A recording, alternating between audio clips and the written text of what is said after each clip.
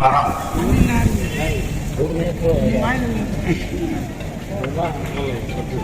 तो सहने की आदत सी हो गई। 75 साल हो गए हमारे मुल्क को आजाद। इस 75 सालों में जिन शहरों में हमारे बच्चे, हमारे बुजुर्ग, हमारे लोग कपड़े बुनकर, हैंडलूम चलाकर, नमक रोटी बनता भात खाकर, मोतिया माटी बनकर, बाबू एक जगह से कर दो प्लीज, ऐसा नहीं करो। नहीं उस भाई के क्या सवाल है, यही कितना अच्छा बोला, कोई तुम्हारी भी सेटिंग नहीं है।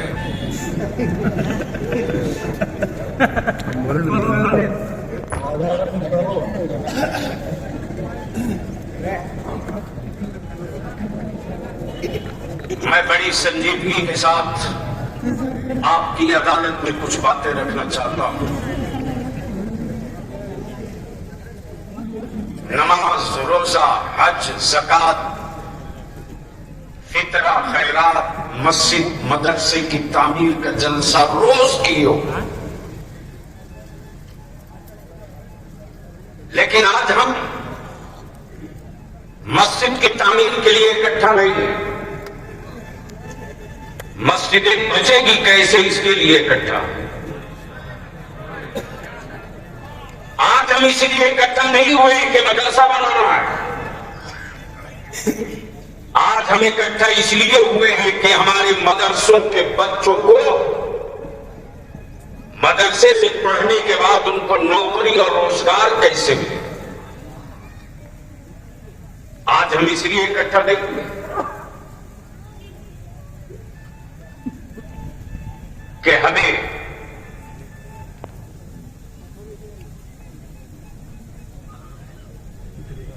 अपनी कौम की और अपनी नस्लों के बच्चों को किसी साहब, किसी शख्स का गुदान सुनाना। माशाअल्लाह, ये देखिए शायरी इस्लाम जनाबे दिलबर शाही साहब और खतीबुल हिंद हजरत अल्लामा नुमान कदर फाइकुल जमाली साहब, शहजादे बुखारी मिलत और शायर इस्लाम जनाब तौकीर इलाहाबादी साहब। लोग अपना अपना प्रोग्राम रात पूर्णिया के इलाके में 22 में थे, रात को 2 बजे चले। गड़की से ये लोग निकले कि मुसलमानों तुम्हें ज़कात फितरा देकर इनको आलिम बनाया। इन्होंने अपनी जिम्मेदारी निभा दी। काश मेरी कौम के डॉक्टर, इंजीनियर,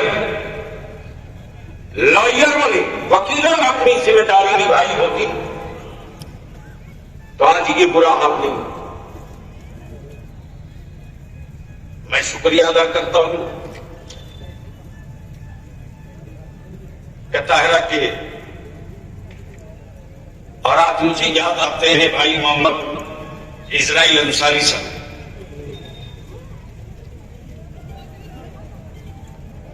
मुद्दतों के बाद मेरा एक आदमी बड़ी मुश्किल से विधानसभा पहुंचा था। शायद आजादी के बाद वो दूसरा हादसा रहा हो। उनके साहबजादे जनाब मोहम्मद इसराइल उर्फ बेनी बाबू बबनी, जो इस पूरे कारवा के सरपरस्त की हैसियत से रहे और एक एक गांव का नौजवान, एक एक गांव का सदर, सेक्रेटरी, एक एक मस्जिद का इमाम, एक एक मस्जिद का मुतवल्ली, एक एक कमेटी और तंजीम का सदर सिक्योरिटी, मैं सबका इस्तकबाल करता हूं। मेरे पास अल्फाज नहीं, खुशी के आंसू छलक रहे। आज भी मेरी कौम में जिंदगी बची है। जरूरत है हवाओं से इसे बचा लिया जाए तो फिर भारत में हम उजाला फैला सकते हैं।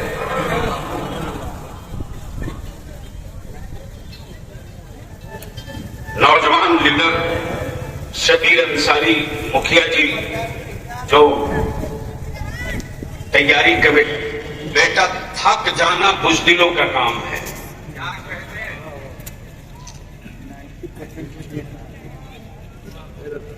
और बड़ी भीड़ को देखकर डर जाना ये कायरों का सबूत है।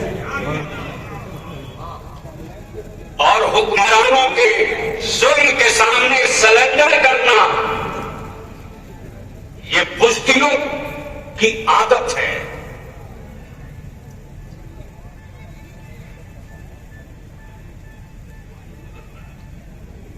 हजरत जल्दी आ जाइए।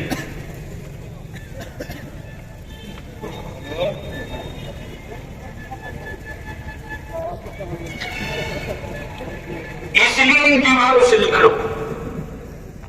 और मैं अपने उलमा से हाथ जोड़ के कहूंगा, सुनिए, मेरी कौम के जवानों में आज भी उलमा के लिए जो इज्जत है वो दूसरी किसी कौम के पास नहीं है। मैं तो पूछता हूं, ऐसी भोली कौम है किसके पास जनाब? आज भी मेरा आलिम अगर चारपाई से नीचे उतर के जूता पहनना चाहे तो मेरी कौम का बच्चा उस आलिम की जूती सीधी करने के लिए आगे बढ़ जाता। आज भी मेरा आलिम अगर हाथ धोना चाहे खाना खाने से पहले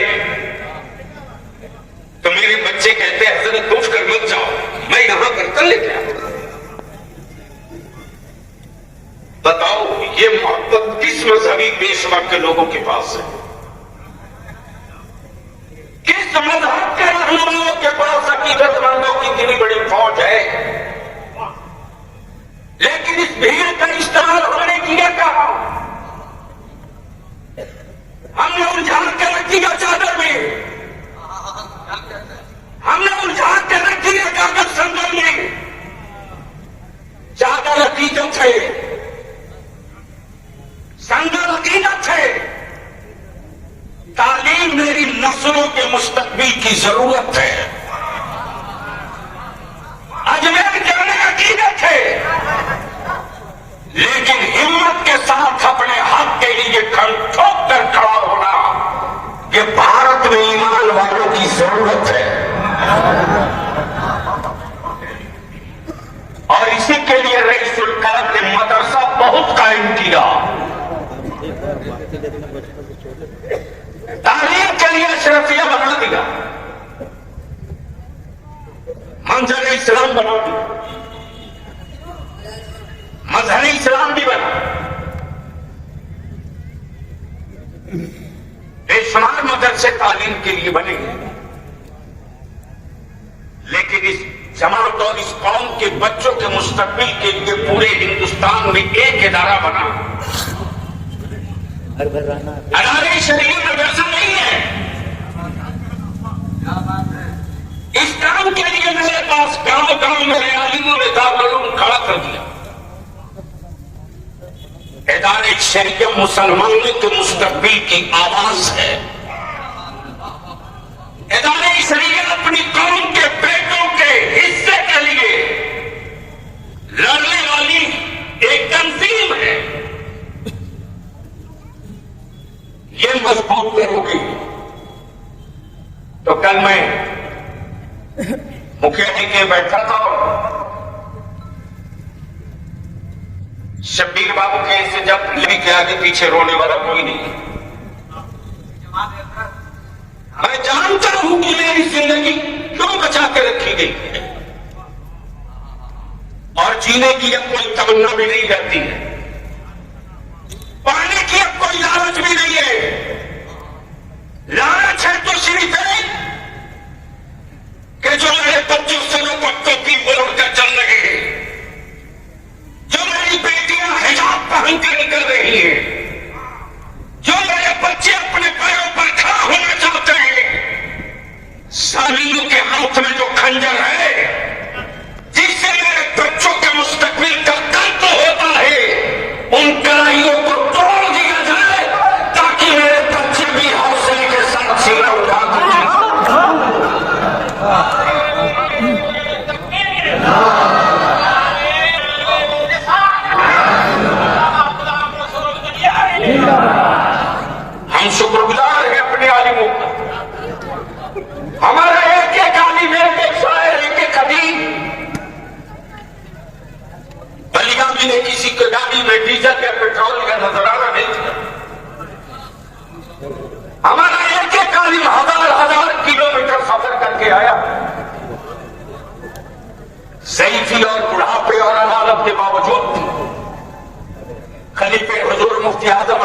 मुफ्ती शमसुद्दीन साहब ने कहा घबराओ मत, एक तैयार पूरी ही सही लेकिन तेरे पीठ पर खड़ी है।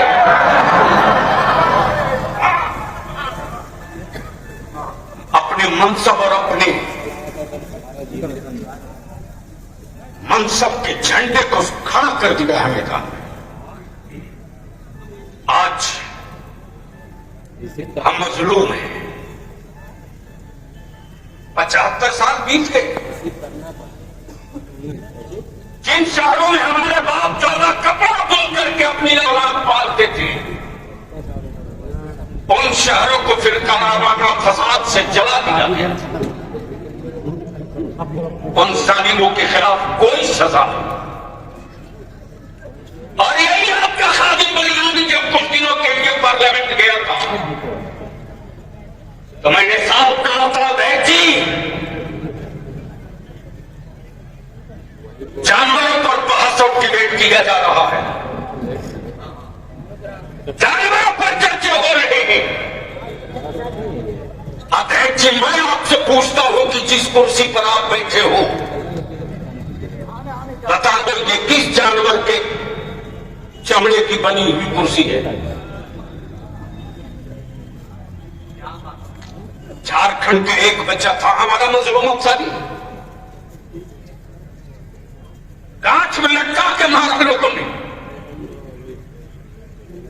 4 बजे भोर में मुझको फोन आता है, मौलाना नौमान साहब उस वक्त बात था मेरे साथ, और मैं कहीं से 2 बजे रात को लौटा। मेरी वालदा ने बोल दी कि 4 बजे भोर में ठंडी का मौसम, पता नहीं कौन लोग फोन कर रहे हैं। मैंने कहा हो सकता है कोई जरूरतमंद फोन कर रहा हो। बच्ची रो रही, मार दिया।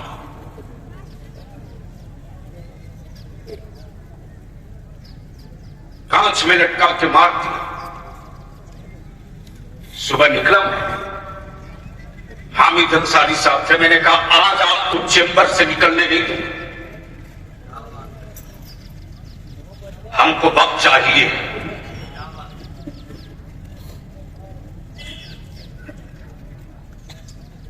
वक्त चाहिए। इस 10 सालों में दिलकर साहब झारखंड में सिर्फ मेरे 64 बच्चों का मॉब लिंचिंग हुआ है। 64। क्या हमारे बच्चे जंगली घास से जो निकल गए? क्या हमारे बच्चे इस देश के नहीं हैं? क्या हमारे इन बच्चों के मां बाप ने इस मुल्क की तरक्की और तामीर में मजदूर की तरह अपना खूने जिगर और कांधा नहीं दिया? एक सेकुलर का मरने वाले के हालत से आवाज नहीं निकलती,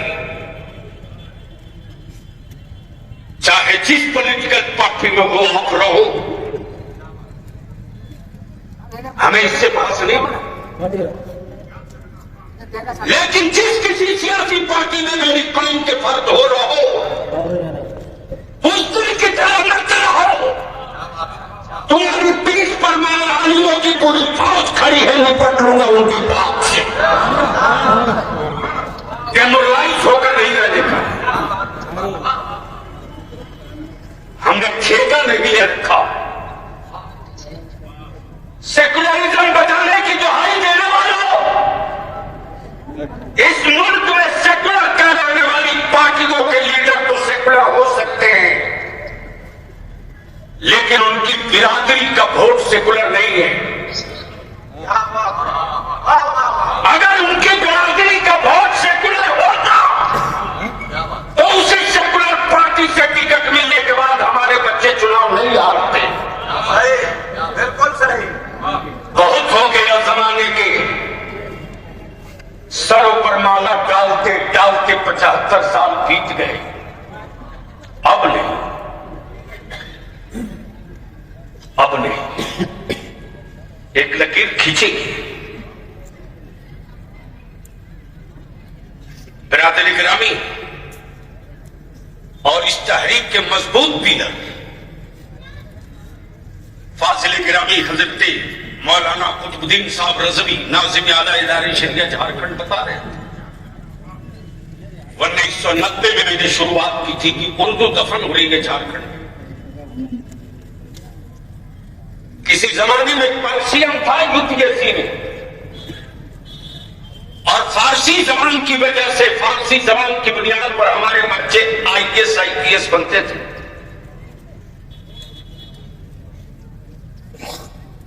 अभी जो बिहार के चीफ सेक्रेटरी हैं वो पर्शियन कोटे से, पर्शियन जबान से इम्तिहान देकर आईएएस बने। लोगों ने देखा कि पर्शियन के जरिए मदरसों में मौलवी फारसी पढ़ा देता है, इसलिए बच्चे आईएएस हो जा रहे हैं, इसको रोको। तो फारसी को हटा दिया। कई साल हो गए आज बनी, उन पुराने लोगों को खूब याद है, चाहे कहते हो ससुरो पुकारो। इस अलग राज के आंदोलन में तेरे बलियादी के पैर के भी चमड़े जले हैं। आज के मुख्यमंत्री को भी पता है, जब उनका बचपना था इसी सिवंडी के हीरा मंदिर में रहते थे, वो दौर देखा, वो जमाना याद है लोगों को। लेकिन मैं भी यही सोचकर जान सका रहा था कि मेरे बच्चों को भी इंसाफ मिले, नहीं मिला। आज पेशा बन गया है, मेरे रसूल की इज्जत से खेलने का पेशा बन गया है। हम तो वो मजलूम है साहब कि आज मस्जिद अक्सा की आजादी के लिए लड़ने वाले और जिहादियों के हक में दुआएं अगर कोई करते तो पुलिस उठा ले जाती। हम यहां पहुंच चुके, हमको यहां डाल दिया गया। याद कीजिए वो दौर,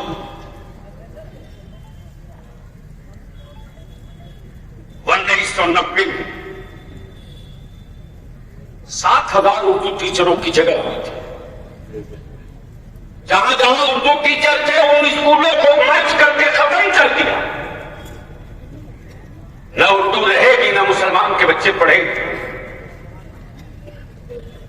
हम सेकुलर समझकर वोट देते रहे, लोगों को राजा बनाते रहे, राजा, और हमारे बच्चों को लोग चपरासी बनाने को भी तैयार थे। इसी रांची में हमारे बच्चे 12 साल 13 साल की उम्र के पत्थर लेकर नहीं, डंडा लेकर नहीं, हथियार लेकर नहीं, छोटा सा कागज का टुकड़ा लेकर निकले थे जिस पर लिखा हुआ था मेरे रसूल के गुस्ताखों को सजा दो, मेरे नबी के गुस्ताखों को जेल में डालो। वर्दी पहने हुए सत्ता और सरकार के गुंडों ने हमारे बच्चों को बड़ी प्यार से बुलाया। बच्चों ने वर्दी देखा तो समझा कि ये हमको बचाएगा। इसने मुल्क में अमन के लिए मजलूमों को बचाने का आहद किया है, शपथ लिया। हमारे बच्चे अपना हमदर्द समझ कर गए। हमारे उन बच्चों को AK-47 से बोल दिया, एक आवाज नहीं निकली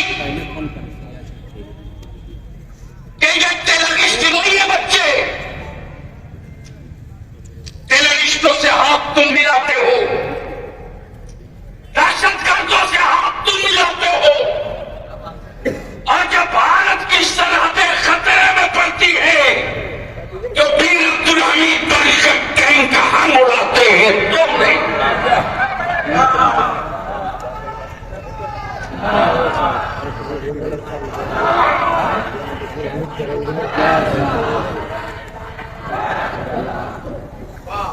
मुझको जानवर के पद से बदतर पोजीशन पर लाकर खड़ा किया। ताबेदार शरीयत ने महसूस किया कि अब हम अपने उलमा को चैन से रहने का वक्त नहीं। हाँ, आपकी भी शिकायत होती, आप कुछ भी करें, कोई बात नहीं, लेकिन मेरा आलिम कितनी मामूली तनख्वाह देती, मेरा कोई इमाम उजरत पर इमामत नहीं करता। मैं तो इनके जज्बे को सलाम करता हूं साहब, और आपसे भी गुजारिश करूं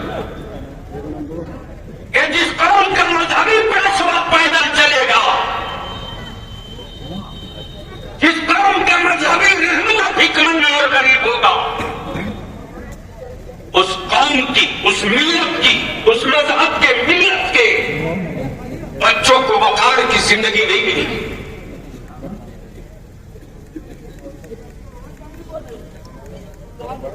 मुझे याद है संथाल परगना से हमारे भाई रफीक साहब आए, बालाजोड़ी से, यह हमारा महमूद विशुनगढ़ नवादा से नगर।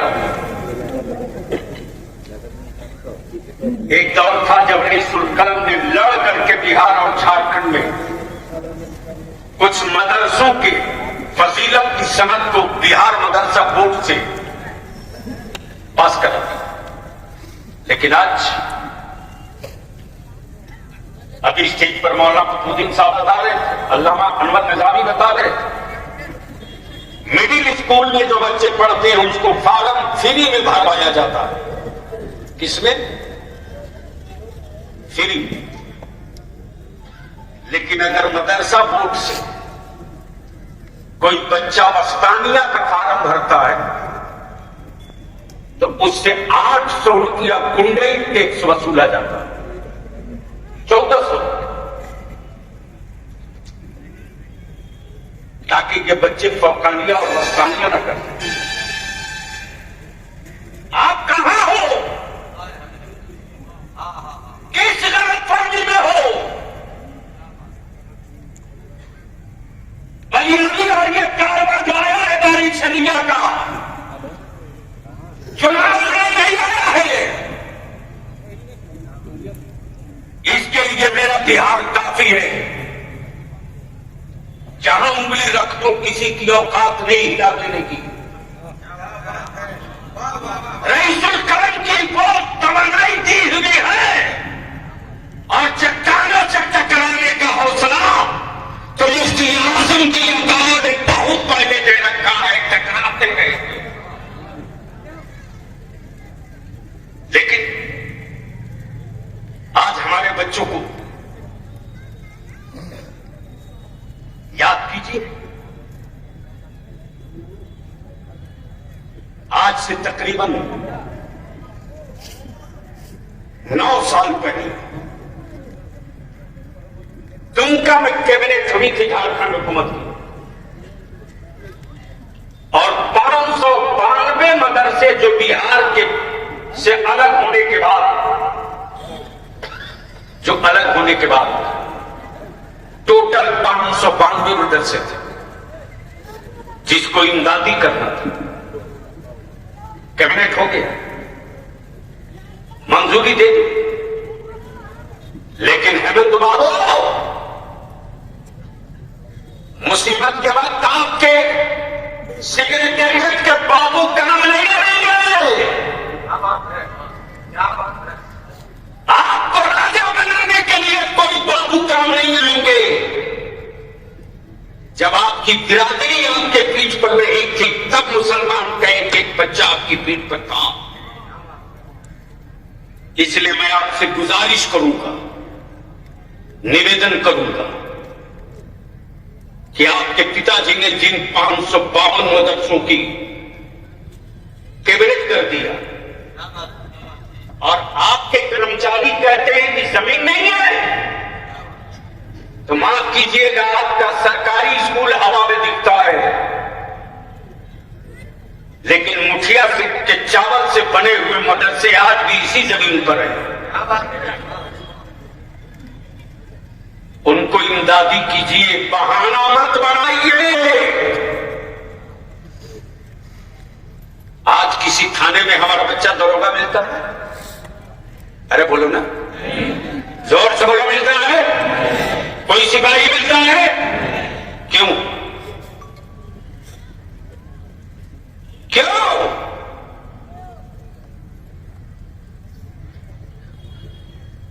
जवाब आपको भी देना पड़ेगा। आप भी नहीं चाहते।